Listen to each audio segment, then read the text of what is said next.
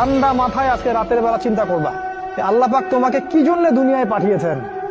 একটু চিন্তা করবা, 1 মিনিট একটু চিন্তা করবা যে তুমি পৃথিবীতে নাই, তুমি পৃথিবীতে নাই, তুমি মারা গেছো। চিন্তা করবা তুমি মারা গেছো।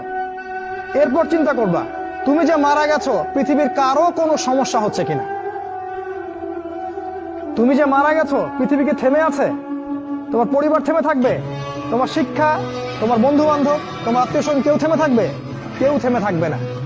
তুমি পৃথিবীতে থাকো বা না থাকো কারো কিছু আসে যাবে না। আল্লাহ পাক তোমাকে যে পৃথিবীতে রেখেছেন একটা সুযোগ খালি দিয়েছেন, যাতে তুমি আল্লাহর দ্বীনের জন্য কিছু করতে পারো। এটাই আল্লাহ তোমার কাছে চান, আর কিচ্ছু চান না। আর কিচ্ছু আল্লাহ তোমার কাছে চান না। আল্লাহ চান তুমি একজন ভালো মানুষ হও, ভালো মুসলিম হও এবং দ্বীনের জন্য কিছু খেদমত করে পৃথিবী থেকে বিদায় নাও। এই দিন তুমি ছাড়াও বিজয়ী হবে ইনশাআল্লাহ।